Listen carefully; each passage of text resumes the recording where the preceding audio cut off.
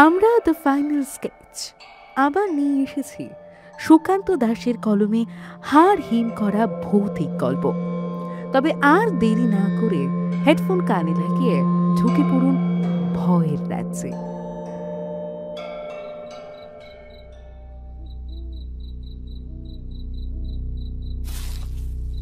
একটা একটা করে পা ফেলে বাড়ির পেছনের দিকটা এসে দাঁড়ায় বিকাশ। কেমন যেন একটা ঠান্ডা ভয় আর কৌতূহল বিকাশের মস্তিষ্ক আর মনে সঞ্চারিত হয়ে পড়েছে এই কয়েক মুহূর্তের মধ্যে। যে মিতালি বাড়ি ফিরবে বলে ওর বাড়ি থেকে বেরিয়ে এসেছে, সে হঠাৎ করেই কেন বাড়ির দিকের রাস্তায় না গিয়ে ওই জঙ্গলের দিকে চলেছে? কিন্তু ছাদের উপর থেকে মিতালিকে ও প্রথমে বাড়ির দিকে যেতে দেখেছিল, তারপর আবার মিতালি পিছু ফিরে জঙ্গলের দিকে চলে গেছে। ছাদের উপর থেকে দুবার মিতালিকে ডাকার চেষ্টাও করেছে বিকাশ, কিন্তু কোনো সাড়া সে দেয়নি। যেন বিকাশের কোনো কথাই সে শুনতে পায়নি। কিন্তু ছাদ থেকে নিচ পর্যন্ত গলার শর্ত যাওয়ার কথা, তাই নিতান্ত বাধ্য হয়ে বিকাশকে নিচে নেমে যেতে হয়েছে। বাড়ির পেছনের এই জঙ্গলের দিকটা একটু অন্ধকার, তাই মিতালির পিছু পিছু এলো। কিন্তু এখন তাকে আর দেখা যাচ্ছে না। আসলে জায়গাটাকে জঙ্গল বললে ভুল হবে। একটা ভাঙা বাড়ি অনেকদিন ধরেই এখানে রয়েছে। সেই ভাঙা বাড়ির চারপাশে একটা জঙ্গলের মতন জায়গা গড়ে উঠেছে। সেদিকে মিতালি এত রাত্রে কি করতে যাবে? মনের মধ্যে অজানা আশঙ্কা নিয়ে বিকাশ পা টিপে টিপে মিতালির পিছু পিছু আসছে। নিজের মোবাইল ফোনটা বার করে এর মধ্যে দুবার ফোন করে ফেলেছে, তবে নাম্বারটা আনরিচেবল বলছে।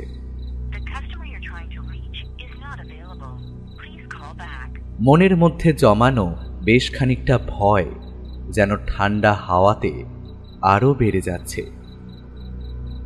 এত রাত্রে মিতালি কি ওই জঙ্গল মতো বাড়িটায় কারো সাথে দেখা করতে গেল? তাহলে কি মিতালি তাকে কোনোভাবে ঠকাচ্ছে? মনের মধ্যে একগাদা প্রশ্ন আর খানিকটা কৌতূহল নিয়ে যখন প্রায় ভাঙা বাড়িটার কাছাকাছি এসে পৌঁছেছে, তখন দেখতে পেল মিতালিকে। ঠিক তখনের মতোই আস্তে আস্তে কেমন যেন একটা ভাবলেশহীন ছন্দে হাঁটতে হাঁটতে এগিয়ে যাচ্ছে ভাঙা বাড়িটার পেছনের দিকে। দ্রুত পায়ে হেঁটে গিয়ে বিকাশ যখন মিতালির কাঁধের উপর একটা হাত রেখে তাকে ডাকতে যাবে, ঠিক এমন সময় বিকাশের মনে হলো এই মুহূর্তে তার পেছনেও কে যেন এসে দাঁড়িয়েছে। ভাঙা বাড়িটার চারপাশের জঙ্গলে শুকনো পাতা পড়ে থেকে মাঝে মাঝে পচে গলে যায়, কিন্তু সেই শুকনো পাতার উপর দিয়ে কেউ হেঁটে এলে একটা খচমচ শব্দ শোনা যায়। বিকাশ মিতালির কাঁধে হাত রাখার মুহূর্তে একবার থমকে দাঁড়িয়েছিল, আর সেই মুহূর্তেই তার মনে হলো তার ঠিক পেছনে পাতার উপর খচমচ শব্দ তুলে কে যেন একটা এসে দাঁড়িয়েছে। এতক্ষণ সামনের দিকে তাকিয়ে হাঁটছিল বলে পেছনে কেউ হেঁটে আসছে কিনা সেটা বিকাশ খেয়াল করতে পারেনি, কিন্তু তার পেছনে যে কেউ এসে দাঁড়িয়েছে সেটাও স্পষ্টভাবে অনুমান করতে পারছে, কারণ তার পেছনে দাঁড়ানো মানুষটার গরম নিঃশ্বাস তার কাঁধে এসে লাগছে, আর তার সাথে একটা কেমন যেন ঠান্ডা ধরনের গন্ধ তার নাকে এসে ধাক্কা দিচ্ছে। বিকাশের হাতটা মিতালির কাঁধে রাখার মুহূর্তে বিকাশ থমকে গিয়েছিল, তাই হাতটা হাওয়াতে সেভাবেই রইল। হাতটা সামনের দিকে ওভাবে রেখেই বিকাশ ঘাড় ঘুরিয়ে পেছনের দিকে তাকাতেই তার বুকের ভেতরটা এক মুহূর্তের জন্য কেমন যেন ধক করে উঠল। বিকাশের ঠিক পেছনে ওর গায়ের সাথে শরীর প্রায় ঠেকিয়ে এসে দাঁড়িয়েছে একটা কালো ছায়ামূর্তি। সেই সাথে সাথে ঠান্ডা গন্ধটা সেই ছায়ামূর্তির গা থেকেই আসছে বলে বিকাশ এবার বুঝতে পারে। কিন্তু তার থেকেও ভয় পাওয়ার যে দৃশ্যটা, তা বিকাশের চোখের সামনে। সে দেখতে পায় সেটা হলো সেই ছায়ামূর্তির মুখটা বিকাশের মুখের একদম সামনে। আর সেই মুখে কালো অন্ধকার ছাড়া আর কিছুই নেই। তবে কপালের মাঝখানে একটা লম্বা টানা সাদা রঙের রেখা জ্বলজ্বল করছে, যেন মনে হচ্ছে গোটা মুখটা অন্ধকার দিয়ে তৈরি হলেও কপালের মাঝখানে সাদা ওই উজ্জ্বল জায়গাটা আসলে সেটা যে কি, তা বিকাশ এই মুহূর্তে বুঝতে পারল না। কিন্তু এই অভাবনীয় ব্যাপার দেখে এক মুহূর্তের জন্য থমকে সে পেছনের দিকে কিছুটা ছিটকে সরে গেল। আর তাতেই মিতালির গায়ের উপর সে হুমড়ি খেল। আর হুমড়ি খাওয়ার সাথে সাথেই মিতালি যেন ধপ করে মাটির উপর পড়ে গেল। তার সাথে বিকাশও মাটির ওপর হুমড়ি খেল মিতালির ওপরে। কিন্তু সাথে সাথেই একবার পেছনের দিকে তাকিয়ে কিন্তু সেই মূর্তিকে আর দেখা গেল না। বুকের ভেতর ভয়টা তখনও যেন দলা পাকিয়ে এদিক ওদিক ছড়িয়ে রয়েছে। সামান্য কিছুটা সময় নিয়ে বিকাশ ধাতস্থ হয়ে চারিদিকে তাকিয়ে দেখল, কই কেউ কোথাও নেই তো। কিন্তু তাহলে একটু আগে তার পেছনে সে কাকে দেখতে পেল? অনেকক্ষণ ধরে এদিকে ওদিকে দেখার পর যখন বিকাশ নিশ্চিন্ত হলো এখানে কেউ নেই, তখন বিকাশ মিতালিকে দেখার চেষ্টা করল। বিকাশের গায়ে ধাক্কা খেয়ে মিতালি মাটির ওপর যেভাবে হুমড়ি খেয়ে পড়ে গেছিল সেভাবেই পড়ে আছে। বিকাশ তাড়াতাড়ি তার কাছে গিয়ে তার শরীরটা চিৎ করে সরিয়ে দিয়ে প্রথমেই তার নাকের উপর হাত রাখল। না, নিঃশ্বাস পড়ছে, তার মানে জীবিত আছে। মিতালির গালে হাত এবং কপালে হাত দিয়ে তাকে জাগানোর চেষ্টা করতে লাগলো বিকাশ। বেশ খানিকক্ষণের চেষ্টায় মিতালি চোখ খুলে তাকালো।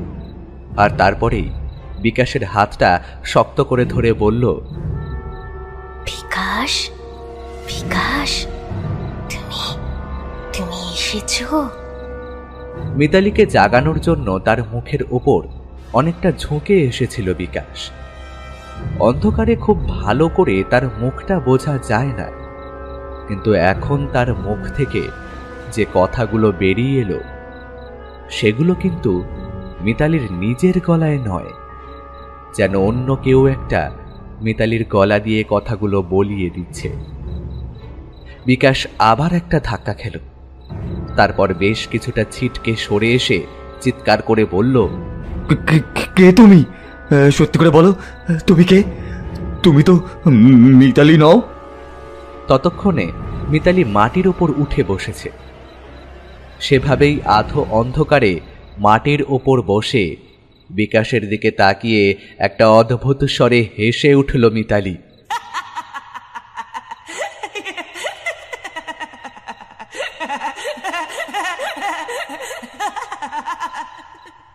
তারপর হঠাৎ চার হাত পায়ে হামাগুড়ি দিয়ে বিকাশের দিকে এগিয়ে আসতে লাগলো। আর তার সাথে চলতে লাগলো সেই অদ্ভুত স্বরে খিলখিলিয়ে হাসি। বিকাশের বুকের ভেতরটা ভয়ে জমে বরফের মতো হয়ে গিয়েছিল। কিন্তু হঠাৎ মিতালির অদ্ভুতভাবে তার দিকে এগিয়ে আসায় সে দু হাতে ভর দিয়ে শরীরটাকে পেছনের দিকে ঘষ্টাতে ঘষ্টাতে নিয়ে যেতে লাগলো। কারণ উঠে দাঁড়িয়ে পালানোর মতো সময় আর উপস্থিত বুদ্ধি তার মাথায় এলো না। মিতালি বিকাশের অনেকটা কাছে এসে পড়ে তার মুখের একদম সামনে নিজের মুখটা তুলে ধরল। আর তার সাথে সাথেই বিকাশের মধ্যে থেকে একটা আর্ত চিৎকার বেরিয়ে এলো, কে তুমি? কে তুমি? আর আমার কাছে তুমি কি জন্য এসেছো? চলে যাও, চলে যাও এখান থেকে। বিকাশ দু চোখ বন্ধ করে চিৎকার করে সেই নারীকে চলে যেতে বলতে লাগলো। কিন্তু সে বুঝতে পারল যাকে সে মিতালি বলে ভাবছে সে এখন 4 হাত পায়ে তার চারপাশে গোল করে ঘুরে চলেছে, আর তার সাথে সাথেই মাঝে মাঝে মুখ থেকে কেমন একটা অদ্ভুত স্বরে খিলখিলিয়ে হেসে উঠছে আর বলছে, বলেছিলাম না তোমায় আসতে হবে।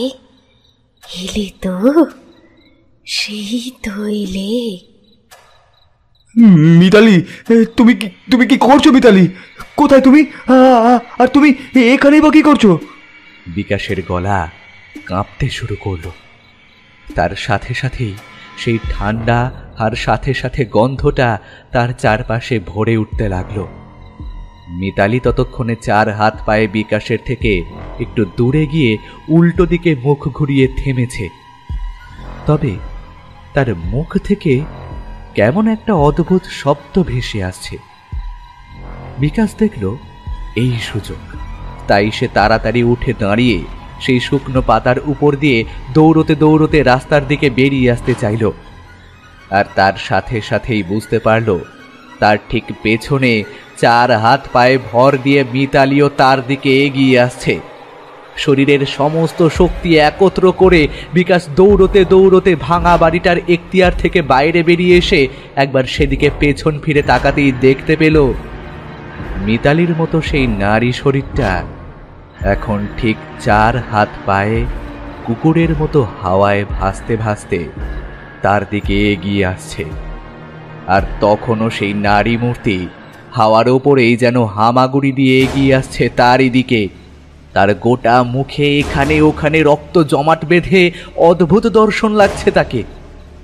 আর তার সাথে সাথেই কেমন যেন ঘাড়টা সামান্য বাঁ দিকে হেলে আছে তার। আর কিছু দেখার মতো মনের জোর কিংবা সাহস কোনোটাই বিকাশের ছিল না। তাই সে এক দৌড়ে নিজের বাড়ির ভেতরে ঢুকে ঘরের ভেতরে কোনো মতে প্রবেশ করে এই দরজাটা সজোরে বন্ধ করে দিল। তারপরে বিছানার উপর হুমড়ি খেয়ে পড়ে একটা চাদর দিয়ে নিজেকে পুরোপুরিভাবে ঢেকে জবুথবুভাবে ঠিক বাচ্চাদের মতো বসে কাঁপতে লাগলো। বিকাশের মা এই অবস্থা দেখে প্রথমে ছুটে এসে দরজা ধাক্কাতে লাগলেন। তারপর অনেকক্ষণ পরেও যখন বিকাশ দরজা খুলল না, তখন তিনি কাঁদতে শুরু করে দিলেন। একসময় বিকাশ নিজেকে বেশ খানিকটা ধাতস্থ করে নিয়ে চাদর থেকে মুখ বার করে বাইরে আসতে যাবে, এমন সময় খাটের তলা থেকে দেখতে পেল একটা মুখ বাইরে বেরিয়ে আছে। সেই বিভৎস মুখে একটা বিভৎস হাসি, আর তার সাথে একটা অদ্ভুত দৃষ্টি তারই দিকে তাকিয়ে।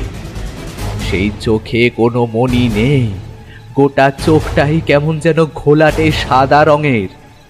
বিকাশ ভয়ে একটা চিৎকার করে বিছানা থেকে প্রায় লাফ দিয়ে নেমে বাইরের দরজাটা খুলে ফেলল। সেখানে মাকে দেখতে পেয়ে মাকে জড়িয়ে ধরে বলতে লাগলো, মা মা আমাকে বাঁচাও! ওই খাটের তলায় কে যেন একটা লুকিয়ে রয়েছে। আমাকে মেরে ফেলবে মা, আমায় মেরে ফেলবে মা আমাকে।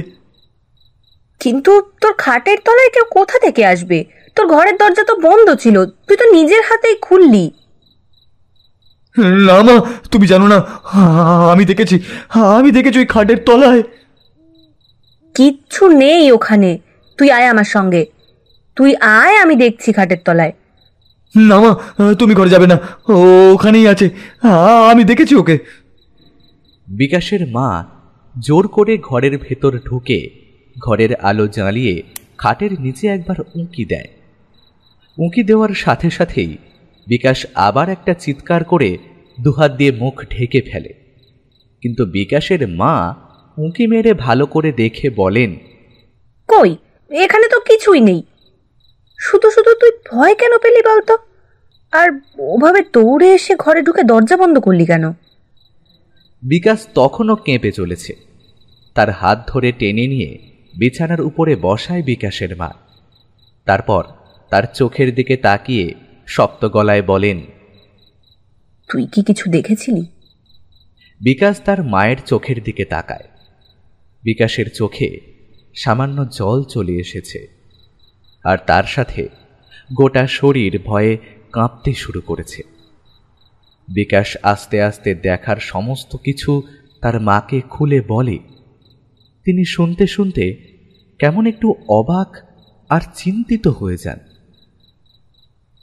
বিকাশ পকেট থেকে মোবাইলটা বার করে মিতালির নাম্বারে ডায়াল করতে এবার রিং হয়, আর তারপর অপর প্রান্ত থেকে মিতালি ফোনটা ধরে বলে, হ্যাঁ বল। তুই ঠিক আছিস তো? আমি তোকে দেখলাম জঙ্গলের ওই ভাঙা বাড়িতে যেতে। আর তোর স্পষ্ট মনে আছে তুই আমাকেই দেখেছিলি? হ্যাঁ, স্পষ্ট মনে আছে, আমি তোকেই নিচের রাস্তা থেকে হেঁটে যেতে দেখেছি। কিন্তু তোদের বাড়ি থেকে বেরিয়ে আমি তো সোজা বাড়ি চলে এসেছি, ওদিকে যাবার তো কোনো প্রশ্নই আসে না। আর তুই তো জানিস আমি এমনিতেও অন্ধকারে ভয় পাই। ওটা যে তুই ছিলি না সে ব্যাপারে তো আমি পরে নিশ্চিত হই, কিন্তু ওটা কে ছিল সেটাই তো আমি বুঝতে পারছি না। তোর কোনো মনের ভুল হয়নি তো? মানে অন্ধকারে কোনো কিছু ভুল দেখেছিস? তাছাড়া তো তোদের বাড়ির ছাদে... না মিতালি, আমার কোনো ভুল ধারণা হয়নি। আর তাছাড়া আমি ঘরের মধ্যে খাটের তলায় তাকে দেখেছি। আমার মনে হয় তুই অতিরিক্ত কাজের প্রেশার নিচ্ছিস, সেই জন্যই এরকমটা হচ্ছে। কয়েকদিন কাজকর্ম বন্ধ করে একটু রেস্ট নে, তাহলেই সব ঠিক হয়ে যাবে। ঠিক আছে, শোন না, অনেক তো রাত হলো, কাল তোর বাড়িতে যাচ্ছি, ঠিক আছে? ঘুমিয়ে পড়, কাল কথা হবে। বিকাশ দুটো হাত কপালের ওপর রেখে একবার মাথার লম্বা চুলগুলো পেছনের দিকে ঝুলিয়ে নেয়, তারপর বলে, বুঝতে পারছি না রে, কিচ্ছু বুঝতে পারছি না। তবে আমি তাকে আমার এই এই এই এত কাছে দেখেছি। তার গোটা মুখে রক্ত কেমন যেন ছড়িয়ে আছে, দেখে মনে হচ্ছে যেন মুখটা আগুনে কোনোভাবে পুড়ে গেছে। হয়তো আমারই ভুল ধারণা। ঠিক আছে, চল, গুড নাইট, কাল বরং কথা হবে। পরের দিন।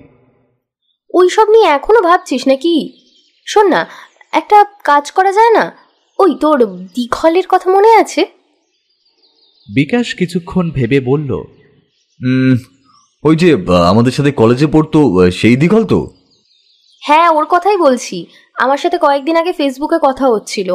ওর বাড়িটা তো একটা গ্রামে, কি যেন নাম, হ্যাঁ ওই অনন্তপুর। ওখানে নাকি বেশ ভালো ঘোরার জায়গা রয়েছে, মানে গ্রামের প্রকৃতির দৃশ্য আর সাইট সিন কিছু ভালো ভালো রয়েছে। একটা কাজ করি, চল, তোরও তো শরীরটা খারাপ, কয়েকদিন গিয়ে অনন্তপুর থেকে ঘুরে আসি। সেটা খুব একটা খারাপ হয় না, মাও আমাকে বলছিল যে কয়েকটা দিন কোথা থেকে ঘুরে আসতে। মিতালি বিছানা ছেড়ে উঠে বাচ্চাদের মতো প্রায় লাফিয়ে বলে, তাহলে তো হয়েই গেল, আমি দীঘলকে কনফার্ম করে দিচ্ছি। তুই আমি মিলে কয়েকদিন অনন্তপুর থেকে ঘুরে আসি, দেখবি তোরও ভালো লাগবে আর আমাদেরও একটা ঘোরা হয়ে যাবে। মিতালির সাথে বেশ কিছুক্ষণ কথা বলে বিকাশের মনটা হালকা লাগছিল। কাল সারা রাত ধরে জমে থাকা ভয়টা এখন যেন একটু একটু করে নেমে আসছিল বুক মাথা থেকে। তাই সেও হেসে বলল, গ্রামের জ্যোৎস্না নাকি বেশ সুন্দর হয়, সেরকম জ্যোৎস্নাটাতে তুই আর আমি মিলে গ্রামের রাস্তায় ঘুরে বেড়াবো। মিতালি বিকাশের একদম কাছে তার মুখটা এনে আস্তে আস্তে চাপা স্বরে বলে, শুধু ঘুরে বেড়াবি নাকি আরো অন্য কিছু? বিকাশ বিছানার উপর লম্বা হয়ে শুয়ে পড়ে, বলে, সেটা না হয় তখনই ভাবা যাবে ম্যাডাম, তাহলে চলো যাওয়া যাক অনন্তপুর। মিতালি বিকাশের পাশের ফাঁকা জায়গাটায় একটা ছোট্ট লাফ দিয়ে শুয়ে বলে, আমাদের নেক্সট জার্নি তাহলে কনফার্ম। ছোট ছোট দানার মতো পাথরের ওপর বেশ কয়েকটা ছোট গাছ বসানো রয়েছে। আসলে শুধু গাছ নয়, গাছের টবসহ গোটা গাছটাই পাথরের নুড়ির ওপর বসানো থাকলেও তবে ঠিক নিচের জায়গাটা গোল করে মাটি। এভাবে অনেক যত্ন করে নিজের হাতে ছোট্ট বাগানটা সাজিয়েছে দীঘল। সেই বাগানটা দেখতে দেখতে ওরা দুজন আশ্চর্য হয়ে যাচ্ছিল। এরকম একটা গ্রাম্য জায়গাতে এত সুন্দর একটা বাগান নিজের হাতে কত সুন্দর করে বানিয়েছে দীঘল, সেটা মনে মনে ভাবছিল। একসময় মিতালি উত্তেজিত হয়ে প্রশ্ন করে, খুব সুন্দর বানিয়েছিস রে বাগানটা, তোদের গোটা বাড়িটাতেই বেশ গাছপালা রয়েছে। আসলে আমার ঠাকুরদা নিজের হাতে বাগানটা বানিয়েছিল, তারপর আমি ঠাকুরদার পরে এই বাগানটার দেখভাল করি আর কি। কলেজের পর এখন কি করছিস তুই? এই বাগান নিয়ে কি রয়েছিস নাকি? বাবার একটা ব্যবসা রয়েছে, সেটাই দেখভাল করি, আর ওই অবসর সময় এই বাগান। জীবনে তো একটাও প্রেম করলি না, কিন্তু বিয়ে করবি তো নাকি সেটাও করবি না? আরে সেসব নিয়ে এখনো কিছু ভাবিনি, তবে মা মাঝে মাঝে বিয়ের কথা বলে অবশ্য, তবে সেসবের জন্য এখনো ঢের সময় তো পড়ে আছে। যাই বলিস দিঘল, তোদের এই গ্রামটা না দারুণ। আর এখানে যে এত সুন্দর একটা নদী রয়েছে তা তো আমি জানতামই না তোদের এখানে না এলে। অনেক কিছু দেখাই মিস হয়ে যেত রে। আমাদের এখানে একটা কালী ঠাকুরের মন্দির আছে, সেটা অনেক বছরের পুরনো, কাল সেটা তোদের দেখাবো। বিকাশ হাই তুলতে তুলতে বলে, এই দিঘল, এই ট্রেন জার্নি করে না এখন খুব টায়ার্ড লাগছে রে। আর দুপুরে খাওয়াটাও তো বেশ ভালোই হয়েছে। চল না একটু ঘুমিয়েই নি। তোর শুধু ঘুম আর ঘুম। আরে এত সুন্দর একটা গ্রামে এসেছি, কোথায় একটু ঘুরে দেখবো। আজ আর ভালো লাগছে না রে। আরে হাতে তো কয়েকটা দিনও রয়েছে, কাল না হয় দেখা যাবে, কাল থেকেই না হয় শুরু করবো দেখা। রে, সেটাই ভালো হবে। চল তোরা তাহলে, তোদের ঘরে গিয়ে তোরা শুয়ে পড়, আমি বাগানে একটু কাজ করে নিই ততক্ষণ। মিতালি বাগানের কাছ থেকে নড়ল না। বিকাশ একাই গিয়ে ঘরে ঢুকে বিছানায় গা এলিয়ে দিল। বেশ কিছুক্ষণের মধ্যেই সুন্দর একটা ঘুম এসে গেল তার। আর সেই ঘুমের মধ্যেই বিকাশ একটা অদ্ভুত স্বপ্ন দেখল। সেদিনটা কেটে গেল। সারা সন্ধে তিনজন মিলে বাড়ির বাইরের উঠোনে বসে পুরনো দিনের কলেজের কথাবার্তা বলতে বলতে আড্ডা দিল। সেসব কথা বলতে বলতে একসময় কথা উঠল মোহিনীর। তার কথা উঠতেই মিতালি বলল, শুনেছিলাম মোহিনী নাকি বিকাশকে খুব পছন্দ করত। তুইও না? মেয়েটাকে আমি শুধু বন্ধু বলেই ভাবতাম, তবে যেদিন আমার কাছে লাভ লেটার নিয়ে এলো সেদিন মুখের ওপরেই দু চার কথা শুনিয়ে দিয়েছিলাম, কিন্তু তারপর থেকে মেয়েটাকে আর কোনোদিনও কলেজে দেখিনি। ওভাবে মেয়েটাকে না বললেই পারতি। আহারে, বেচারি বোধহয় কষ্ট পেয়ে কলেজ ছেড়ে দিয়েছিল। না রে, মোহিনী বিকাশকে সত্যিই খুব ভালোবাসত। এই কথাটা তুই আমায় আগেও বলেছিলি ভাই, কিন্তু তুই তো জানিস আমি মিতালিকে ছাড়া। অনেক হয়েছে, ওসব থাক। এই শোন না, তাহলে কাল আমাদের ঘোরার কি কি প্ল্যান রয়েছে? আমাদের এই গ্রামের শেষে যে কালী মন্দিরটা রয়েছে, সেই কালী মন্দিরটা প্রথমে দেখতে যাব, তারপর ওখান থেকে নদীর ধার ঘুরে বটতলা। মোটামুটি এই দুটো জায়গা দেখতে গেলেই কালকের একবেলা কেটে যাবে। আর তারপর যদি তোরা বেরোতে পারিস তাহলে বিকেলে অন্য কিছু হবে। আমাকে নিয়ে কোনো সমস্যা নেই, তবে সমস্যা হচ্ছে এই কুম্ভকর্ণকে নিয়ে। ওর তো আবার দুপুর হলেই ঘুম পেয়ে যায়। মিতালির কথায় দিঘল হেসে উঠল। বিকাশ একটু কিন্তু রাগ করেও শেষে হেসে ফেলল। হাসি মজায় গোটা সন্ধেটা কেটে যাওয়ার পর ওরা রাতের খাবার খেয়ে নিয়ে যে যার ঘরে ঘুমোতে চলে গেল। দিঘলদের অনন্তপুর গ্রামটা আসলে সেই গ্রামের আওতায় পড়ে যেগুলো উন্নয়নের পথে সবেমাত্র পা রেখেছে। গ্রামে একটা প্রাইমারি স্কুল আছে, তাছাড়া পাশের গ্রামে একটা হাসপাতাল রয়েছে। এখানে ইলেকট্রিসিটি সবেমাত্র ঢুকতে শুরু করেছে, তবে বেশিরভাগ সময়ই থাকে না। তবে অনন্তপুর গ্রামটাতে ইলেকট্রিসিটি প্রায় সময় থেকে যায়। দিঘলদের বাড়িটা বেশ বড়। এই গোটা বাড়িতে দিঘল আর তার মা থাকে, তাছাড়া আরও 3টে ঘর ফাঁকা পড়ে থাকে। সেই ঘরের মধ্যে 2টো ঘর বিকাশ আর মিতালিকে থাকতে দেওয়া হয়েছে। খাওয়া দাওয়ার পর যে যার ঘরে নিশ্চিন্তে ঘুমোতে গেছে। দিঘল আর দিঘলের মা মিলে বসার ঘরে বসে কোনো একটা বিষয় নিয়ে কথাবার্তা বলতে মগ্ন। ওদের কথাবার্তার সামান্য শব্দ বিকাশ আর মিতালির কানে গিয়ে পৌঁছচ্ছে। বিকাশ কিন্তু শুয়ে পড়ার সাথে সাথেই ঘুমিয়ে পড়ল। মিতালির এই অচেনা জায়গায় খুব সহজে ঘুম আসতে চাইল না, তাই সে মোবাইলটা বার করে একটা গেম খেলতে শুরু করল। ঘরের আলো অনেকক্ষণ আগেই নিভিয়ে দেওয়া হয়েছে, তাই গোটা ঘরটা অন্ধকারে ঢেকে আছে। মোবাইলের আলোটা মিতালির চোখে আর তার আশেপাশের সামান্য জায়গাটা উজ্জ্বল করে ফেলছে। এক মনে মিতালি মোবাইলে গেম খেলতে খেলতে হঠাৎ করেই মোবাইলটা চোখের সামনে থেকে সরিয়ে সামনের অন্ধকারে তাকায়। চোখে এতক্ষণ ধরে আলো পড়ার জন্য সামনের অন্ধকারটা মিতালির কাছে একটু বেশি গাঢ় বলে মনে হয়। মিতালির মনে হলো এতক্ষণ ধরে ওই সামনের অন্ধকার থেকে কেউ যেন তাকে দেখে চলেছিল। সেই চোখ ফেলতে সে সেখান থেকে সরে পড়েছে, কিন্তু গোটা ঘর অন্ধকার আর ঘরের দরজা ভেতর থেকে বন্ধ। বন্ধ ঘরের ভেতর অন্য কেউ আসবে কোথা থেকে? কথাটা নিজের মনে কয়েক মুহূর্ত ভেবে নিয়ে আবার গেম খেলায় মন দিল মিতালি। কিন্তু সামান্য সময়ের পরেই আবার মিতালির মনে হলো তার বিছানায় ঠিক পায়ের কাছ থেকে কে যেন উঁকি মেরে তাকে দেখছে। মিতালি কিন্তু সেদিকে তাকায়নি, অথচ তার মনে হতে লাগলো সেদিকে তাকালে সে একটা কাউকে দেখতে পাবে, সেখানে যে তার দুটো হাত দিয়ে খাটটা শক্ত করে ধরে মাথাটা অর্ধেকটা তুলে তার দিকে তাকিয়ে আছে। মোবাইল স্ক্রিনে চোখ রেখে কিছুক্ষণের জন্য স্তম্ভিত হয়ে যায় মিতালি। তার শ্বাস প্রশ্বাস ধীরে ধীরে গভীর হয়ে যেতে থাকে, বুকের মধ্যে বাঁচতে থাকা হৃদস্পন্দনটা ধীরে ধীরে যেন বাড়তে শুরু করে।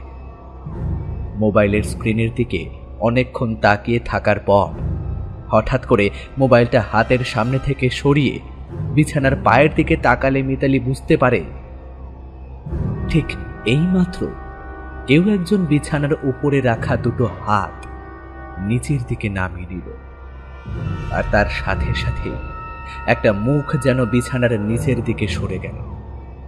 ব্যাপারটা এতটাই স্পষ্ট মনে হলো তার কাছে যেন সে তাকে দেখতে পেয়েছে।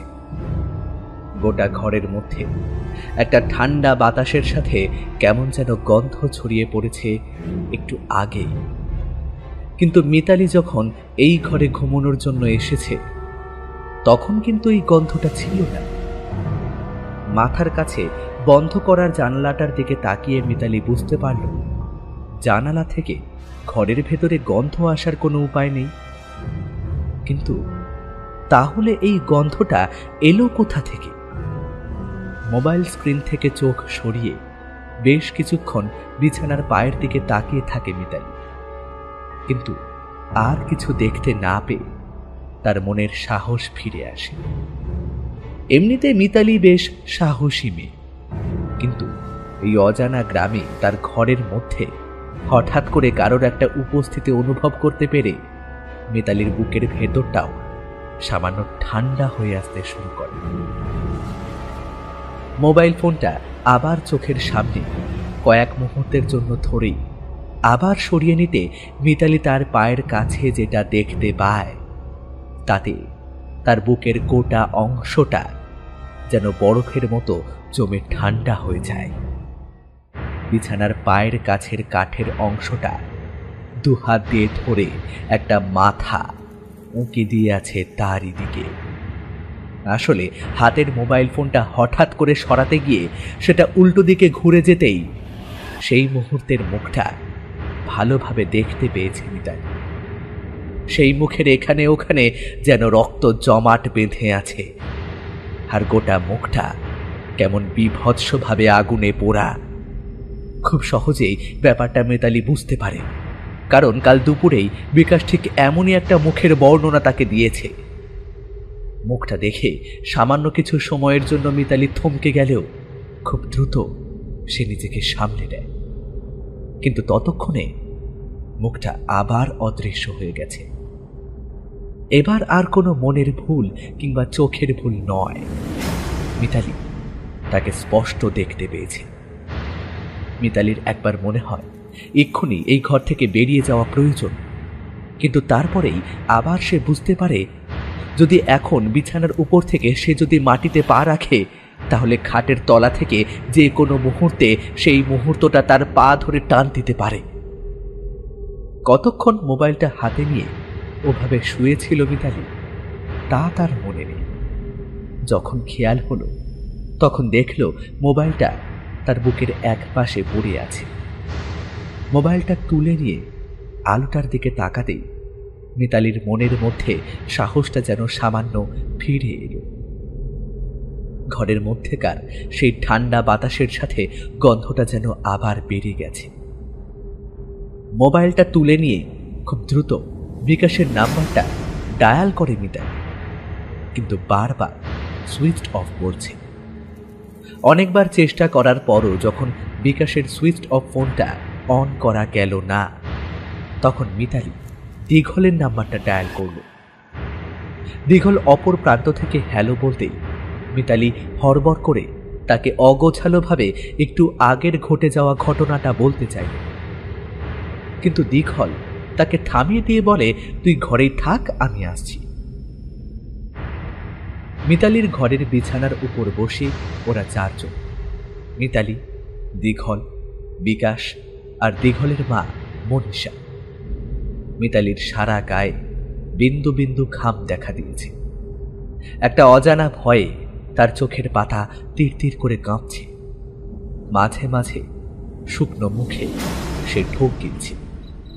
বিকাশ জলের বোতলটা মিতালির দিকে এগিয়ে দিতে দিতে বলে, এখানে কিছু নেই, তুই দেখলি তো? আমরা খাটের তলায় ভালো করে খুঁজে দেখেছি, এখানে কিছুই নেই। মিতালি কাঁপা কাঁপা গলায় উত্তর করে, আমি আমি দেখেছি, আমি আমি নিজের চোখে দেখেছি, তাকে দেখেছি। ওই ওই খাটের দুপাশে দুটো হাত রেখে মাথার অর্ধেকটা বের করে আমার দিকে তাকিয়েছিল। আমি স্পষ্ট দেখেছি তার গোটা মুখে পুড়ে যাওয়ার দাগ। এ কথা শুনে বিকাশ কেমন যেন হতভম্বের মতো মিতালির দিকে তাকিয়ে থাকে। তারপর বলে, তুই ঠিক দেখেছিস তো? গোটা মুখে রক্ত জমে আছে আর গোটা মুখ পুড়ে যাওয়ার দাগ, আর সেটা একটা মেয়ের মুখ ছিল, তাই তো? হ্যাঁ হ্যাঁ, তুই যা দেখেছিস আমিও ঠিক তাই দেখেছি বিকাশ। কিন্তু কিন্তু কি হচ্ছে এগুলো আমাদের সাথে? কেনই বা হচ্ছে আমি কিছু বুঝতে পারছি না। এতক্ষণ পরে প্রথম দীঘলের মা কথা বলে, কিছু একটা দেখে যে মেয়েটা ভয় পেয়েছে তা তো বোঝাই যাচ্ছে, কিন্তু তোমাদের কথা শুনে মনে হচ্ছে তোমরা দুজনেই তাকে দেখেছ। আমিও তাকে আমার বাড়ির কাছে দেখেছি, কিন্তু মিতালি তাকে আজ প্রথম দেখেছে। গোটা ব্যাপারটা তোর আমায় খুলে বল। একটা কিছু যে তোদের সাথে হচ্ছে তা আমি কিন্তু বুঝতে পারছি। মিতালি কিন্তু সাহস অনেক বেশি, সেটা আমি কলেজে কয়েকবার বুঝতে পেরেছি। সে যখন ভয় পেয়েছে তাহলে ব্যাপারটা কিন্তু খুব একটা সহজ নয়। তোদের এখানে আসার আগে আমি তাকে দেখেছি আমার বাড়ির কাছে। রাতের অন্ধকারে তাকে আমি মিতালি ভেবে তার পিছু পিছু গেছিলাম, পরে কিন্তু দেখেছি সে আসলে মিতালি নয়। আজ আমি যখন তাকে দেখলাম তখন আমার মনে হচ্ছে বিকাশও ভুল কিছু দেখেনি। ওর কথা আমার তখন বিশ্বাস না হলেও এখন বিশ্বাস হচ্ছে রে দীঘল। এরপর ওরা আগের দিনের সমস্ত ব্যাপার এবং আজকের ব্যাপারটা খুলে দীঘল আর তার মা মনীষা দেবীকে বলল। শুনতে শুনতে মনীষা দেবীর মুখ হাঁ হয়ে আসছিল। তারপর তিনি বললেন, আমার মনে হয় তোমাদের পেছনে কোনো খারাপ আত্মা লেগেছে। একবার ওদের পাশের গ্রামে গজাধর বাবার কাছে নিয়ে গেলে কেমন হয় বলো তো? হ্যাঁ মা, আমিও মনে মনে এটাই ভাবছিলাম, কিন্তু তোরা কি সব মন্ত্রতন্ত্রে বিশ্বাস করিস? বিকাশ আর মিতালি একে অপরের মুখের দিকে তাকালো। তারপর মিতালি বলল, দেখ দীঘল, এসব আমি কখনোই বিশ্বাস করি না, তবে আজ যেটা আমি চোখের সামনে দেখেছি তারপরে আর অবিশ্বাস করার কিছু নেই। দীঘল কিছুক্ষণ চিন্তিত মুখে কি যেন ভাবল, তারপর বলল, তাহলে একটা কাজ করা যাক। আজকের রাতটা আর না ঘুমিয়ে এই ঘরে বসে আমরা সবাই কাটিয়ে দিই। তারপর কাল সকালে আমি তোদের গজাধর বাবার কাছে নিয়ে যাব। সেখানে গেলেই এই সমস্যার একটা না একটা সমাধান ঠিক বেরিয়ে আসবে। তোমরা বসো, আমি তোমাদের জন্য একটু চা করে আনছি।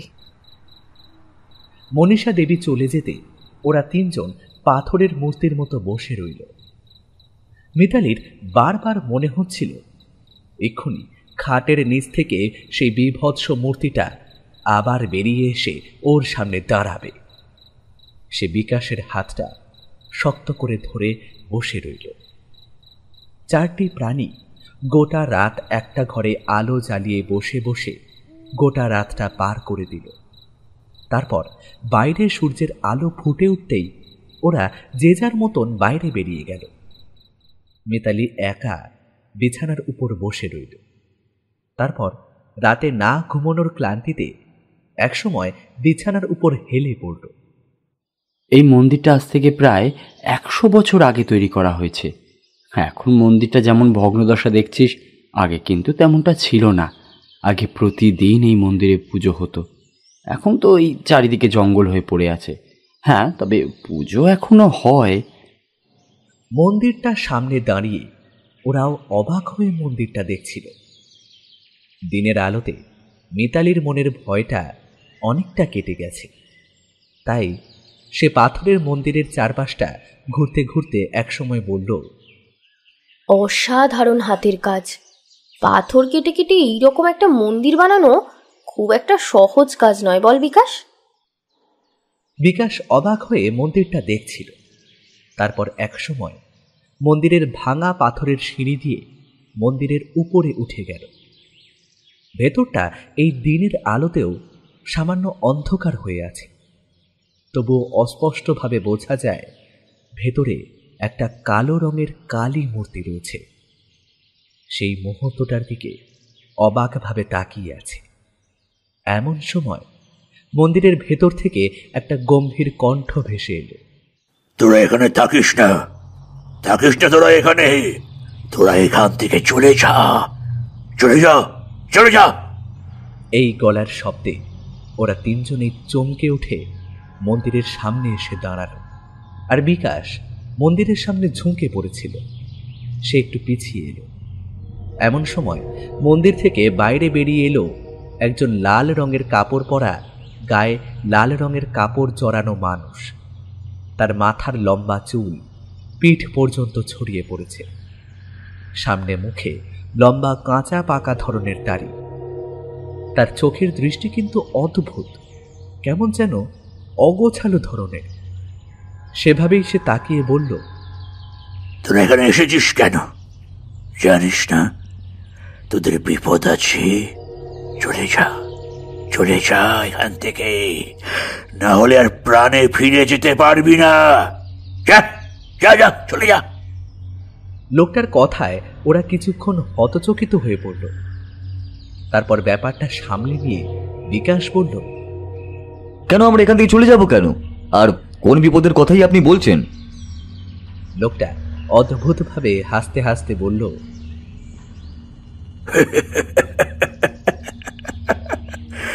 তোদের পেছনে যে সেই লেগেছে, তোদের মুক্তি নেই, তোদের মুক্তি নেই। কার কথা বলছেন আপনি? আর কেই বা আমাদের পেছনে লাগবে? হ্যাঁ, মুখে কথাটা বললেও বিকাশ বুঝতে পারল যে এই পুরোহিত সেই ছায়ামূর্তির কথা বলছে, যে ছায়ামূর্তি তাদের দুজনের পেছনে লেগেছে। লোকটা বিকাশের দিকে সামান্য এগিয়ে এসে তার মুখের প্রায় সামনে মুখ এনে বলল, সে তোদের কাউকে ছাড়বে না, কাউকে না। চলে যা এখান থেকে, চলে যা, বাঁচতে হলে চলে যা, যা। মিতালির ব্যাপারটা কেমন যেন লাগছিল, তাই সে বলল, এই বিকাশ, বিকাশ চলে আয়, চলে আয়। তো দেখে তো মনে হচ্ছে পাগল। চলে আয় এখান থেকে। ওরা তিনজন মিলে মন্দির চত্বর পেরিয়ে রাস্তার দিকে হাঁটতে লাগলো। আর ঠিক তখনই পেছনে সেই লোকটা নিজের মনে যেন বলে উঠল, কেউ বাঁচবে না, কেউ না। আমি তাকে দেখেছি, আমি দেখেছি। বলেই কেমন অদ্ভুতভাবে হাসতে হাসতে সেই মন্দিরের ভেতরে ঢুকে গেল আবার। ব্যাপারটাতে বেশ অবাক হয়ে গেছিল বিকাশ আর মিতালি, কিন্তু দীঘল তাদের বলল, এই ভয় পাস না, লোকটা আসলে একটু পাগলা ধরনের, ওর কথায় কিছু মনে করিস না। চল চল আমরা এখন গজাধর বাবার কাছে যাই। অনেকটা পথ পেরিয়ে ওরা একটা মাটির বাড়ির সামনে এসে দাঁড়ালো। সেই বাড়ির দরজার সামনে দাঁড়িয়ে দীঘল ডাকল, গজাধর বাবা, গজাধর বাবা, আপনি কি বাড়িতে আছেন? ঘরের ভেতর থেকে উত্তর এলো, ভেতরে চলে এসো। সেই কুটিরের দরজা পেরিয়ে ওরা ভেতরে ঢুকতেই দেখতে পেল ঘরের ভেতরে এক কোণে এক ভদ্রলোক আসনের উপর পদ্মাসনে বসে আছেন। তার সামনে একটা মোমবাতি জ্বলছে, আর সেই মোমবাতিটা একটা অদ্ভুত দর্শন চিহ্নের ঠিক মাঝখানে রাখা। হাতের ইশারায় ওদের বসতে বললেন সামনের পেতে রাখা আসনগুলোর উপর। ওরা আসনে বসতেই বুঝতে পারল ঘরটা কেমন যেন ধূপের গন্ধে ভরে আছে। গোটা ঘরে ধূপের ধোঁয়া কেমন যেন আলো আঁধারি তৈরি করেছে। সেই আলো আঁধারির মধ্যে ভদ্রলোকের মুখটা দেখা গেল। মাথায় একটা মস্ত জটা, দাড়ি লম্বা, মাথার চুল আর মুখের দাড়ি ধপধপে সাদা। সেই চুল দাড়ির মাঝে একটা রুক্ষ মুখ, কিন্তু ভদ্রলোকের চোখের দৃষ্টি বেশ উজ্জ্বল। কিন্তু বিকাশ আর মিতালি আসনে বসার পর ভদ্রলোক তাদের দিকে তাকিয়ে কেমন যেন চমকে উঠলেন। তার চমকানোর ভাবটা ওদের নজর এড়ালো না। মিতালি আর বিকাশ একবার দীঘলের দিকে তাকিয়ে তারপর সামনে তাকাল। মিতালি কিছু একটা বলার জন্য মুখ খোলার আগেই ভদ্রলোক হাত তুলে থামিয়ে দিলেন। তারপর একভাবে সেই মোমবাতির আলোটার দিকে কিছুক্ষণ তাকিয়ে থাকলেন। এই আলো আঁধারি পরিবেশে ভদ্রলোকের এরকম আচরণ ওদের মনে কেমন একটা কৌতূহল জাগ্রত করে তুলল। একসময় ভদ্রলোক মৌনতা ভেঙে বললেন, তোমরা কোথা থেকে আসছো? আমরা শহর থেকে আসছি সাধু বাবা, বড় বিপদে পড়ে আমরা আপনার কাছে এসেছি। দীঘল তখন ওদের সাথে ঘটে চলা সমস্ত কথা খুলে বলে সাধু বাবার কাছে। সাধু বাবা শুনতে শুনতে বারবার মিতালি আর বিকাশের দিকে তাকাচ্ছিলেন, কিন্তু বিকাশের কেমন যেন মনে হচ্ছিল আসলে ভদ্রলোক তাদের ঠিক পেছনের দিকে তাকিয়ে অদৃশ্য কিছু একটা দেখার চেষ্টা করছেন। দীঘলের কথা শেষ হওয়ার পরে ভদ্রলোক শান্ত স্বরে বললেন, তোমাদের পেছনে কেউ কোনো দুষ্টু আত্মা প্রেরণ করেছে। তোমাদের ক্ষতি করার উদ্দেশ্যে কেউ এই কাজটা করেছে। কিন্তু সাধু বাবা, আমরা তো কারোর কোনো ক্ষতি করিনি, তাহলে আমাদের পেছনে কেন কেউ দুষ্টু আত্মা প্রেরণ করবে? আমাদের করা সমস্ত কিছুই যে আমাদের মনে থাকবে তা তো সঠিক নয় বাবা। অনেক সময় আমাদের অজান্তে আমরা অনেক ভুল করে বসি, তার মাসুল আমাদেরই দিতে হয়। তোমাদের সাথেও হয়তো এমন কিছু একটা হচ্ছে। তোমরা এই ঘরে ঢোকার আগেই আমি বাইরে থেকে সেই অশুভ আত্মার উপস্থিতি অনুভব করতে পেরেছি। এই ঘরের মধ্যে বাঁধন রয়েছে, তাই সেই ঘরের ভেতরে ঢুকতে পারবে না। এবার বিকাশ বুঝতে পারল ভদ্রলোক আসলে তাদের পেছনে নয়, তাদের পেছন দিয়ে দেখতে পাওয়া দরজাটার বাইরের দিকেই তাকাচ্ছিল। তাহলে এই সমস্যার কি কোনো সমাধান নেই বাবা? আছে। আমি যে দেবীর পূজা করি তার কাছে একবার তোমাদের জন্য পুজো করতে হবে, আর সেই পুজোতে তোমাদেরও উপস্থিত থাকতে হবে। তবেই আমি সেই অশুভ আত্মার প্রভাব কিছুটা কমিয়ে দিতে পারবো। তবে আরেকটা কথা, সেই অশুভ আত্মার তোমাদের পেছনে থাকার যদি কোনো শক্ত কারণ থাকে, তাহলে তার হাত থেকে আমি তোমাদের পুরোপুরিভাবে রক্ষা করতে পারবো না। তবে হ্যাঁ, যাতে প্রাণ সংশয় না হয় সেই কাজটা আমি করতে পারি। এই কথা বলে ভদ্রলোক আসন ছেড়ে উঠে ঘরের ভেতরের দিকে গেলেন। তারপর যখন বাইরে এলেন তখন তার হাতে 3টে তাবিজ। সেই তাবিজ 3টে ভদ্রলোক হাত মুঠো করে সেই মোমবাতির শিখার কিছুটা উপরে কিছুক্ষণ ধরে রেখে বিড়বিড় করতে লাগলেন।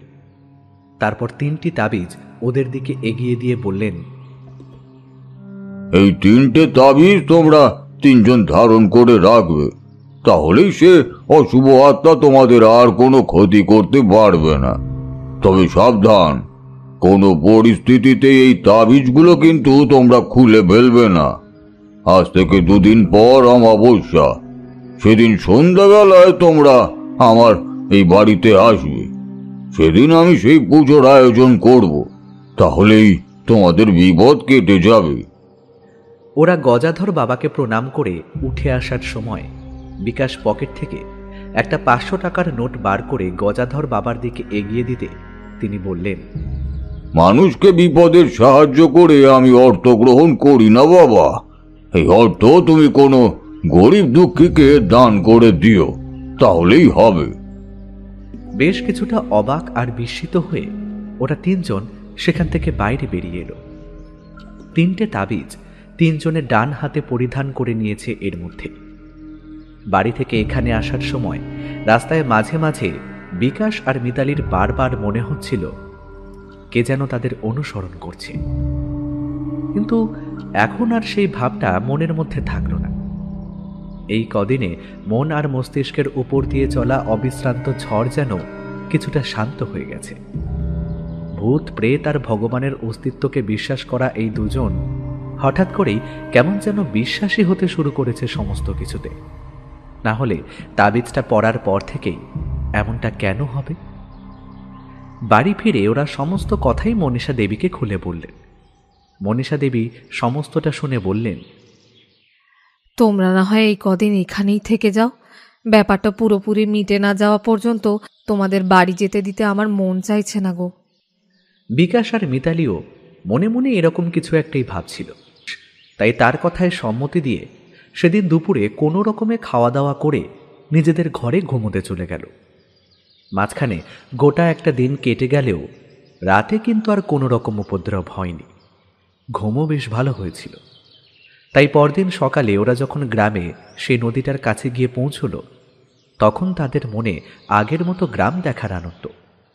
নদীর পাড়ে বসে নদীর জলে পা পর্যন্ত ডুবিয়ে ওরা 3জন আবার আগের মতো সেই কলেজ জীবনের অনেক গল্প করল। তারপর এক সময় বাড়িতে ফিরে এলো। এদিকে ওরা 3জন বেরিয়ে আসার পর থেকেই গজাধর মনে মনে কি একটা ব্যাপার নিয়ে যেন খুব চিন্তিত হয়ে রইলেন। ওদের পেছনে যে অশুভ আত্মা রয়েছে তাকে যে কোনোভাবে তন্ত্র উপায়ে জাগানো হয়েছে সে ব্যাপারে উনি নিশ্চিত, কিন্তু তাকে জাগালো কে? আর গ্রাম থেকে এত দূরে শহরে তাদের দুজনের পেছনে অশুভ আত্মার থাকার কারণ কি? কেউ কি তাদের উপর কোনো প্রতিশোধ নিতে চাইছে? এসব ভাবতে ভাবতেই সেদিনকার মতো দিনটা কেটে গেল গজাধরের। অনেক রাতের দিকে কি একটা কাজে যেন গজাধর বাড়ির বাইরে বেরিয়েছিলেন। হঠাৎ করেই কেমন একটা ঠান্ডা বাতাসের সাথে সাথে গন্ধ পেতেই গজাধর বুঝতে পারলেন এই অন্ধকার রাতে বাড়ির উঠোনে সে ছাড়াও আরো অন্য কেউ রয়েছে। মুহূর্তের মধ্যে তিনি পেছন দিকে ফিরে ঘরের ভেতরে ঢুকতে যাবেন, এমন সময় তার চোখের সামনে একটা ছায়া মূর্তিকে দেখতে পেলেন। ঘরের মধ্যে সবসময় বন্ধন থাকে বলে দেহ বন্ধন করে রাখার কথা গজাধরের মাথায় ছিল না, কিন্তু এই প্রবল বিপদের মুখে পড়ে সে বুঝতে পারল বড্ড ভুল হয়ে গেছে। এই মুহূর্তে দেহ বন্ধন করা থাকলে কোনো অশুভ আত্মা তার কোনো ক্ষতি করতে পারত না। কিন্তু সামনের দিকে তাকিয়ে গজাধর দেখল অন্ধকারে তার সামনে যে মূর্তিটা এসে দাঁড়িয়েছে তার মুখের কাছটা কেমন আগুনে পুড়ে ঝলসে যাওয়া। তার সারা মুখে রক্ত জমে আছে। গজাধরের অবাক আর বিস্মিত চোখের সামনে সেই ছায়ামূর্তি দাঁড়িয়ে থাকতে থাকতে গজাধরের দিকে এগিয়ে আসতে লাগলো যেন। গজাধর এবার চিৎকার করে বলে উঠল, তুই তুই এখানে কি করে? ওদের তুই বাঁচানোর চেষ্টা করবি না, ওদের আমি নিজের হাতে মারবো। কিন্তু কেন? ওরা যে আমার কাছে সাহায্যের জন্য এসেছে, আর বিপদে পড়া মানুষকে সাহায্য করতে না পারলে তন্ত্রমন্ত্র শেখা সাধক হওয়া আমার যে বৃথা হবে। আর আমার কথা তুই ভাববি না, আমি আমার প্রতিশোধ ঠিকই নেব। কিন্তু তুই এখানে এলি কি করে? কে ডেকে এনেছে তোকে? ছায়ামূর্তি অদ্ভুতভাবে খিলখিলিয়ে হেসে উঠল, তারপর বলল,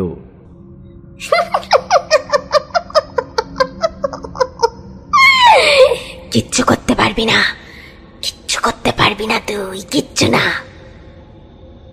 আমার নামও গজাধর, আমি ওদের এই বিপদ থেকে বাঁচাবই। দেখি কার ক্ষমতা বড়, তোর ক্ষমতা নাকি আমার। ছায়ামূর্তি কেমন যেন রাগে গড়গড় শব্দ করতে লাগলো। শুনবি না আমার কথা? আমার জীবন থাকতে আমি তোকে কোনো অন্যায় করতে দেব না। তাহলে দেখ আমি কি করতে পারি। এই বলেই ছায়ামূর্তি হাওয়াতে তার একটা হাত এগিয়ে নিয়ে গিয়ে গজাধরের হাঁটুর কাছে একটা মোক্ষম আঘাত করল। গজাধর মাটিতে পড়ে গিয়ে যন্ত্রণায় ছটফট করতে শুরু করল। ছায়ামূর্তি আবার বিকটভাবে হাসতে হাসতে হাওয়ায় মিলিয়ে গেল যেন। আর ঠিক তার একটু পরেই ঘরের ভেতর থেকে গজাধরের নাতনি কামিনী বাইরে বেরিয়ে এসে গজাধরকে ওভাবে পড়ে থাকতে দেখে তাড়াতাড়ি ছুটে তার কাছে গেল। তারপর অনেক চেষ্টা করে তাকে কোনো রকমে ঘরের ভেতর নিয়ে গিয়ে বিছানায় শুইয়ে দিল। গজাধরের পা প্রায় অকেজো হয়ে এসেছে, সে যন্ত্রণায় অজ্ঞান হয়ে গিয়েছিল। কামিনী তার পায়ের কাছে একটা মলম লাগিয়ে সেখানটা বেঁধে দিল। তারপর গজাধরকে বিছানায় শুইয়ে দিয়ে বাইরে এসে আরেকবার বাইরের দিকে তাকালো, কিন্তু কাউকে কোথাও দেখা যাচ্ছে না। শুধু একটা ঠান্ডা বাতাসের সাথে সাথে গন্ধ ভেসে রয়েছে। কামিনী ভয়ে দরজা বন্ধ করে ঘরের ভেতরে বসে রইল। পরদিন সন্ধ্যাবেলাতে ওরা তিনজন গিয়ে পৌঁছল সেই গজাধর বাবার কাছে। গজাধর বাবাকে ডাকতেই ভেতর থেকে কামিনী এসে দরজা খুলে ওদের বলল, পেছনের দিকে পুজোর ঘরে তিনি আছেন। পুজোর ঘরে তখন ধূপধনু চলছে। একটা অদ্ভুত দর্শন মূর্তির সামনে বসে গজাধর এক মনে মন্ত্র পড়ে চলেছে। মূর্তিটা অনেকটা কালী মূর্তির মতো, তবে তার চেয়েও ভয়ঙ্কর। মূর্তিটা কালো কোনো পাথর দিয়ে তৈরি। সেই মূর্তিতে 4টে হাতের বদলে 6টা হাত, আর মুখের চেহারা বিভৎস। দুটো গোল বড় চোখ, জিভ প্রায় অনেকটা বাইরে বেরিয়ে এসেছে। তার মুখের দুপাশে দুটো সদন্ত বেরিয়েছে। ওরা কিছু বলার আগেই গজাধর ওদের পাশেই বসতে বললেন। ওরা বসে বসে এক মনে গজাধরের পুজো দেখতে লাগলো। একসময় পুজো শেষ করে গজাধর বললেন, পুজো শেষ হয়েছে, এবার তোমাদের নামে তোমরা আহুতি দাও। আর একটা কাজ করো, আহুতি দেওয়ার আগেই তাবিজগুলো তোমরা খুলে রাখো। গজাধরের কথায় কেমন যেন অবাক হয়ে গেল ওরা। প্রথমে যে তাদের তাবিজগুলো কখনো খুলতে বারণ করেছিল, সে নিজেই তাদের তাবিজগুলো খুলে ফেলতে বলছে। গজাধর ওদের মনের অবস্থা বুঝতে পেরে বলল, ভয়ের কিছু নেই। আহুতি দেওয়ার সময় ও তাবিজ ধারণ করে থাকলে তার ক্ষমতা নষ্ট হয়ে যাবে। তাবিজগুলো খুলে রাখো, আহুতি দেওয়ার পরে না হয় আবার পড়ে নেবে। ওরা একটু অপ্রস্তুত হয়ে তাবিজগুলো খুলে ডান পাশে রাখল। আর তারপর গজাধরের দেখিয়ে দেওয়া মতো প্রক্রিয়ায় দেবী মূর্তিকে নমস্কার করে তার সাথে সাথে কয়েকটা মন্ত্র বলল। এবং সবার শেষে গজাধর ওদের দিকে একটা ধারালো ছুরি এগিয়ে দিয়ে বললেন, নিজের আঙুল কেটে সামান্য রক্ত এই দেবী মূর্তির পায়ের কাছে রাখা ওই পাথরটার উপর লাগিয়ে দাও, তাহলেই তোমাদের আহুতি শেষ হবে। ওরা গজাধরের কথা মতো আঙুলের মাথা থেকে সামান্য রক্ত নিয়ে সেই পাথরের উপর লাগিয়ে দিল। তারপর গজাধরের কথা মতো হাত জড়ো করে মূর্তির দিকে তাকিয়ে রইল। গজাধর এক মনে মন্ত্র পড়ে চলেছে, আর তার ফাঁকে ফাঁকে সামনের পাত্রে রাখা লাল একটা তরল দিয়ে বারবার সেই পাথরের উপর দিচ্ছে।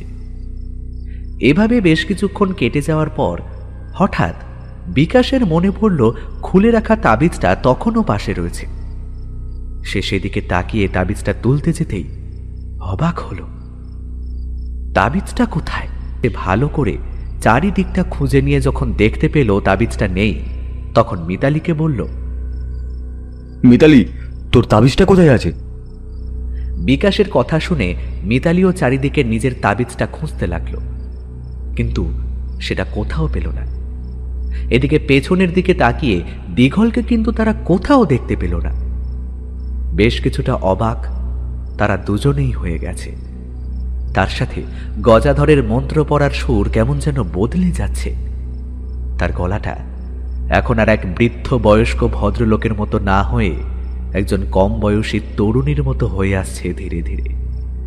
সেই সাথে ঘরের চারপাশের আলো কমে আসছে, যেন শুধুমাত্র তাদের সামনে চলতে থাকা যজ্ঞের আগুনটাই দেখা যাচ্ছে। আর সেই আধো অন্ধকারে যজ্ঞের আগুনের সামনে রাখা মূর্তিটার মুখটা যেন আরো বেশি উজ্জ্বল আর বিভৎস হয়ে উঠেছে। ওরা দুজনে কি করবে ঠিক বুঝতে পারছিল না। এই মুহূর্তে এখান থেকে উঠে পড়বে নাকি আরো কিছুক্ষণ অপেক্ষা করবে? চারপাশের পরিবেশটা কেমন যেন। সেই ঠান্ডা বাতাসের সাথে সাথে গন্ধটা আবার ফিরে আসছে। তাদের পাশের বন্ধ দরজার ওপার থেকে কেউ যেন হেঁটে আসছে এদিকে। তার পায়ের শব্দ ওরা খুব ভালোভাবেই শুনতে পাচ্ছে। তাহলে কি দীঘল কোনো কারণে বাইরে গেছিল, সে আবার ফিরে আসছে? কিন্তু দরজা খুলে সে বাইরে গেল কখন সেটাই ওরা মনে করতে পারছে না। বাইরে থেকে আসার পর শব্দটা দরজার ঠিক কাছে এসে পড়েছে। কেউ যেন একটু খুঁড়িয়ে খুঁড়িয়ে হাঁটছে, তাই তার অনেকটা সময় লাগছে হেঁটে আসতে। আর একটা পায়ের ঘষটে আসার শব্দ ওরা বুঝতে পারছে। এদিকে সেই গজাধরের মন্ত্র পড়ার সুর তখন আরো বেড়ে গেছে অদ্ভুতভাবে। কিসব অদ্ভুত সব মন্ত্র সে বেশ জোরের সাথে আর গম্ভীর স্বরে পড়ে চলেছে। সে মাঝে মাঝে তার গলার স্বর কেমন যেন একটা তরুণীর মতো হয়ে যাচ্ছে, আবার একটু পরেই তা ঠিক হয়ে স্বাভাবিক গলার স্বর হচ্ছে। গোটা ব্যাপারটা যে আসলে কি হচ্ছে তা বোঝার আগেই ঘরের বাইরে থেকে আসা পায়ের শব্দটা দরজার ঠিক কাছে এসে থামল।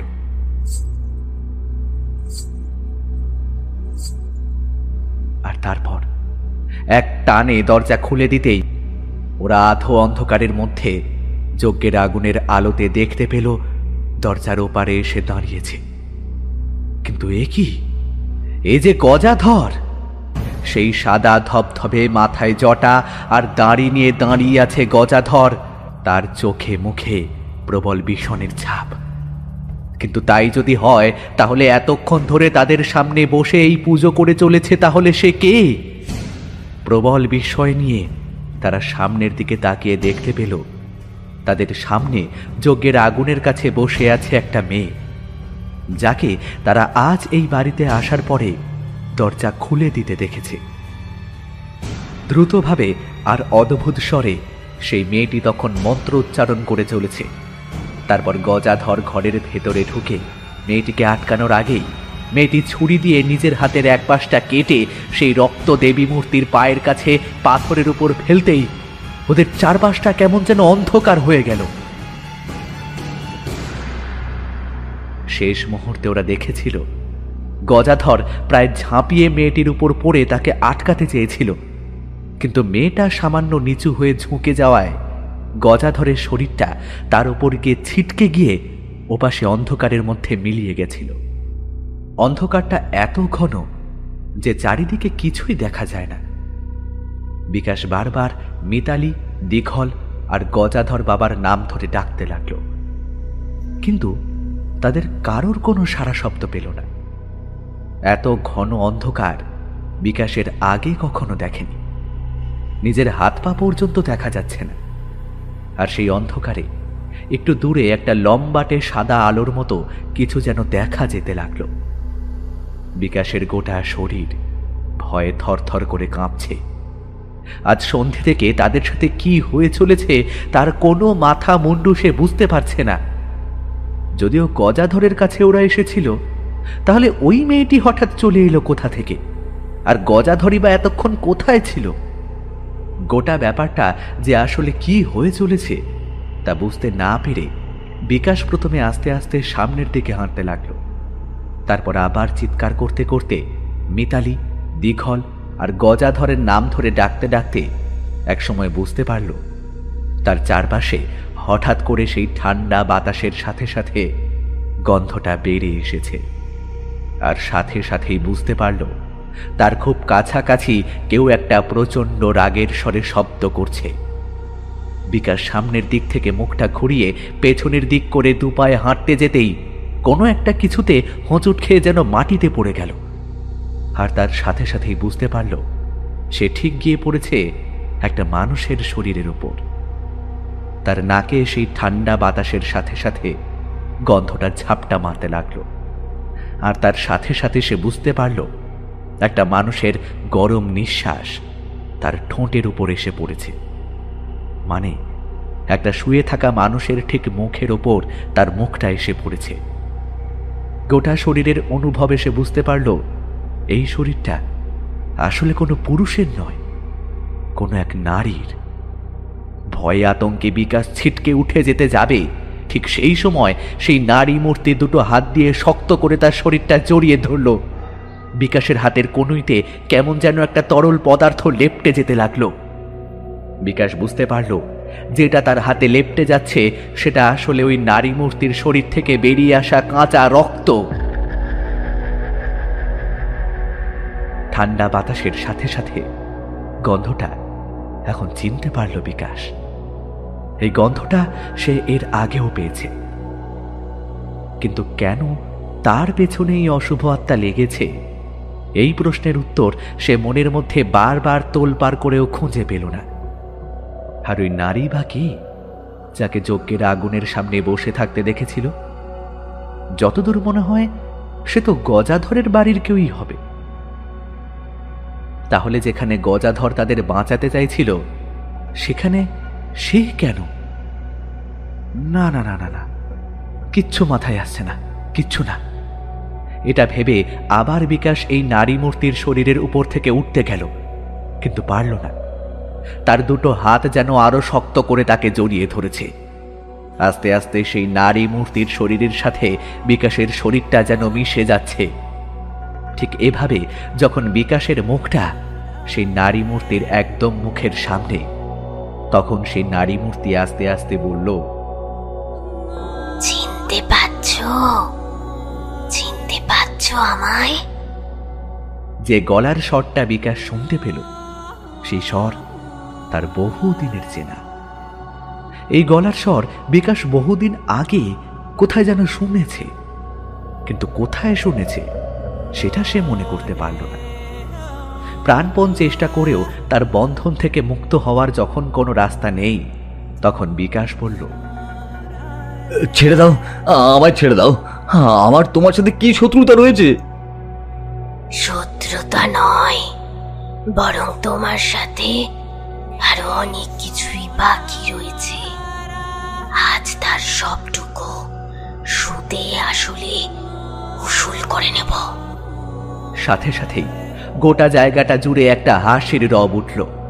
আর বিকাশ সামনের দিকে লক্ষ্য করে বুঝতে পারল সেই নারী মূর্তি যেখানে কপাল থাকার কথা, সেই কপালের মাঝখানে একটা সাদা লম্বাটে দাগ। অন্ধকার হয়ে যাওয়ার সাথে সাথেই মিতালি কেমন যেন ছিটকে পেছনের দিকে সরে এসেছিল। সেভাবেই বেশ কিছুক্ষণ বসে থাকতে থাকতে যখন বুঝতে পারল চারপাশে কারো কোনো শব্দ নেই, তখন সে চিৎকার করে প্রথমে বিকাশ, তারপর দীঘলকে ডাকতে শুরু করল। ডাকতে ডাকতে যখন কেউই সাড়া দিল না, তখন মিতালি বসে থাকা অবস্থা থেকে উঠে দাঁড়িয়ে ঘরের দরজাটা যেদিকে ছিল সেদিক লক্ষ্য করে চলতে শুরু করল। কিন্তু পায়ের তলায় এমন নরম মাটি এলো কি করে? ওরা তো ঘরের মধ্যে বেশ শক্ত মাটির মেঝেতে বসেছিল, তাহলে এটা কি করে হলো? ভাবতে ভাবতেই একটা কথা মিতালির মাথায় এলো, দীঘল কোথায় গেল? আর গজাধর বাবা যে তাদের সাথে এতক্ষণ ছিলেন না তার তো চাক্ষুষ প্রমাণ রয়েছে। তবে যে মেয়েটি তাদের সামনে বসে পুজো করছিল সে আসলে কে? এসব ভাবতে ভাবতে মিতালি যখন বেশ খানিকটা হেঁটে চলে এসেছে তখন পেছন থেকে কে যেন তার নাম ধরে ডাকল। শব্দটা বাতাসে ভেসে ফিস ফিস ভাবে তার কানে এসে লাগলো যেন। মিতালি, মিতালি। শব্দটা যেন তার চেনা। বহুদিন আগে এই গলার স্বর সে কোথায় যেন শুনেছে। আর তার সাথে সাথে হঠাৎ বিদ্যুৎ চমকের মতো মনে পড়ে গেল সেদিন রাত্রে দীঘলের বাড়িতে দেখা সেই নারী মূর্তিটাকে তার বড্ড চেনা চেনা বলে মনে হচ্ছিল। মোবাইলের আলোতে সামান্য কিছুটা দেখেছে, আর তাছাড়া গোটা মুখটা আগুনে পুড়ে যাওয়ার মতো দেখেছিল। তাই সেভাবে বুঝতে না পারলেও মুখটা তার ফুটে উঠতেই ওর মনে হচ্ছে ওই চোখ দুটো সে যেন কোথায় দেখেছে। আর তাছাড়া আরো কি একটা ব্যাপারে যেন একটা খটকা রয়েছে, কিন্তু এই মুহূর্তে মিতালি সেটা মনে পড়ল না। সে পেছনের দিকে তাকিয়ে কিন্তু কাউকেই দেখতে পেল না। তারপর আবার সামনের দিকে তাকিয়ে হেঁটে কিছুটা চলে এসেছে। তখন আবার তার কানের ঠিক কাছে সেই ডাকটা শুনতে পেল। চিনতে পেরেছিস আমাকে? এই কথাটা বলার সাথে সাথেই মিতালি যেন বিদ্যুৎ চমকের মতো চিনতে পারল গলার কণ্ঠের অধিকারিণীকে। আর তার সাথে সাথেই তার মনে পড়ে গেল সেদিন রাত্রে দীঘলের বাড়িতে যে বিভৎস নারী মূর্তিকে সে দেখেছে সে আসলে কে। এদিকে গজাধর তখন নাতনির উপর ঝাঁপিয়ে পড়ে, কারণ এই পুজো করতে তিনি আটকাতে চেয়েছিলেন। আর তারপরে চারপাশটা কেমন যেন অন্ধকার হয়ে গিয়েছিল। কিন্তু গজাধর স্পষ্ট বুঝতে পারলেন এই অন্ধকার সাধারণ অন্ধকার নয়। সেই দেবী মূর্তির পূজা করে কোনো এক মৃত আত্মাকে জাগিয়ে তুলেছে সে, আর অন্য কেউ নয়, তার নিজের নাতনি। সেদিন রাতের বেলা অন্ধকারে যে তার পায়ে আঘাত করেছে তাকেও গজাধর স্পষ্টভাবে চিনতে পেরেছে। কিন্তু তার শরীরটা তো সে নিজের হাতে আগুনে পুড়িয়ে দিয়েছিল। তাহলে সেদিন রাত্রের কথা ভাবতে বসল গজাধর। রাত্রে হঠাৎ করে বড় নাতনির ঘরে আগুন আগুন চিৎকার শুনে গজাধর গিয়ে দেখে ঘরের দরজা বন্ধ, আর জানলা দিয়ে ভেতরের দৃশ্যটা স্পষ্ট দেখা যাচ্ছে। গোটা শরীরে জ্বলন্ত আগুন নিয়ে ছটফট করছে তার আদরের বড় নাতনি মোহিনী।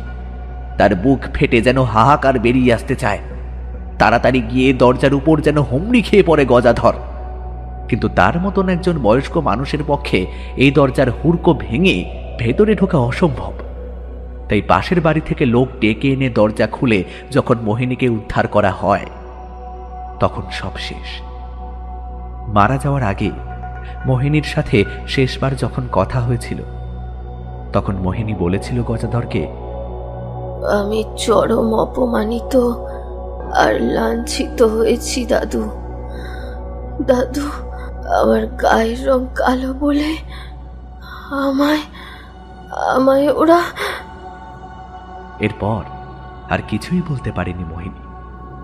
সে রাতেই আগুনে ঝলসে পুড়ে যাওয়া শরীরটাকে নিয়ে ওরা মাত্র কয়েকজন শ্মশানের দিকে রওনা হয়েছিল।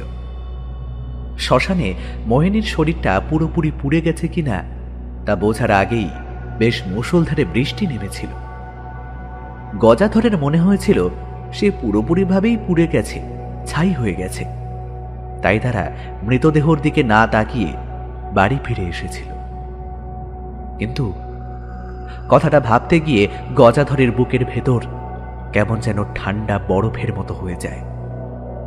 সেদিন শ্মশান থেকে ওরা সবাই ফিরে এলেও ফিরে আসেনি কিন্তু তার ছোট নাতনি কামিনী। এরকম একটা অস্বাভাবিক ঘটনা ঘটায় গজাধরের সে কথাটা মাথায় ছিল না। অনেক পরে কামিনীকে বাড়ি ফিরে আসতে দেখা যায়। তাহলে কি কামিনী এসব করেছে? আর তার একটা স্পষ্ট প্রমাণ তো রয়েছে, কারণ একটু আগে কামিনী নিজে ওই দেবীর সামনে বসে পুজো করছিল। ওই দেবীকে নিজের রক্ত দিয়ে আহুতি দেওয়া মানে নিজেকে তার কাছে সমর্পণ করে দেওয়া। বিকাশ আর মালতী যদি তাদের রক্ত একবার ওই পাথরের উপর দেয়, তাহলে তাদের আর কেউ বাঁচাতে পারবে না। গজাধর প্রাণপণে সেখানে বসে বসে কালিমায়ের জপ করতে লাগলেন। আর জপ করার কিছুক্ষণের মধ্যেই চারপাশের অন্ধকারটা এখন সামান্য যেন ফিকে হয়ে এলো। তিনি দেখতে পেলেন তিনি বসে আছেন তার বাড়ির পেছনের একটা জঙ্গলের মধ্যে। চারিদিকে অন্ধকার, কারণ আজ অমাবস্যা। কিন্তু অন্ধকারে কিছুক্ষণ বসে থাকতে থাকতে চারপাশটা ভালোভাবে হলেও অস্পষ্ট বোঝা যায়। তাই সেভাবে কিছুক্ষণ বসে থেকে আস্তে আস্তে তিনি ঘরের ভেতরে ফিরে এসে দেখলেন সেখানে দিঘল বসে আছে। গোটা একটা রাত দিঘল গজাধর বাবার সাথে জেগে কাটালেন। তারপর প্রায় ভোরের দিকে সেই জঙ্গলে গিয়ে দেখতে পেলেন বিকাশ আর মিতালির মৃতদেহটা কেমন যেন অদ্ভুতভাবে মাটিতে পড়ে আছে। তাদের ঘাড় কেউ পেছনের দিকে ঘুরিয়ে দিয়েছে। তাদের সারা শরীরে ক্ষতের চিহ্ন। ব্যাপারটা দেখে গজাধর বাবা মাথায় হাত দিয়ে সেখানেই বসে পড়লেন। কিন্তু আশ্চর্যজনকভাবে দিঘলের মধ্যে কিন্তু কোনো প্রতিক্রিয়া দেখা গেল না। সে যেন এই ঘটনার জন্য তৈরি ছিল। সেই বীভৎস কাণ্ড দেখার পর সে বিকাশ আর মিতালির মৃতদেহগুলোকে তার বাড়িতে পাঠিয়ে দেওয়ার ব্যবস্থা করে গজাধরের ঘরে কামিনীর কাছে একবার দেখা করতে গেল। গজাধর বেশ অসুস্থ হয়ে পড়লেন। এই সমস্ত দেখে তার ঘরে বিশ্রাম নিচ্ছিল কামিনী। দিঘল কামিনীর ঘরে এসে ঢুকল। কামিনী দিঘলকে দেখেই তাকে শক্ত করে জড়িয়ে ধরল। তারপর কাঁদতে কাঁদতে বলল,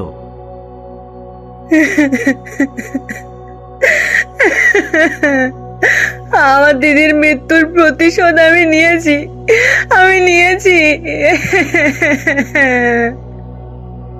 দিঘল কামিনীর গলায় মাথায় হাত বুলিয়ে দিতে দিতে বলল,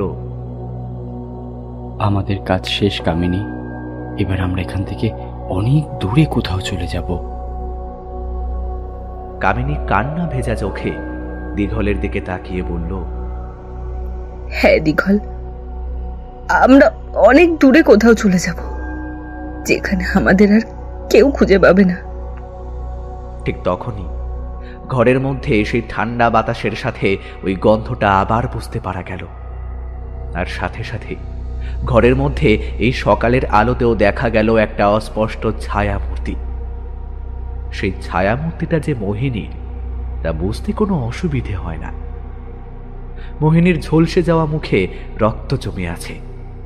তার কপালের কাছে একটা সাদা লম্বা দাগ। সেভাবেই সে তাকিয়ে আছে দিঘল আর কামিনীর দিকে। কিন্তু এখন তার চোখে মুখে আগের মতো হিংস্র রাগী ভাব নেই। তার বদলে তার মুখে জমা হয়েছে একরাশ কৃতজ্ঞতা, ব্যথা আর বেদনা। ওদের দুজনের দিকে তাকিয়ে থাকতে থাকতে হঠাৎ করে সেই ঘরের মধ্যে থেকে অদৃশ্য হয়ে গেল। বাইরে তখন ভোরের কাক ডাকতে শুরু করেছে।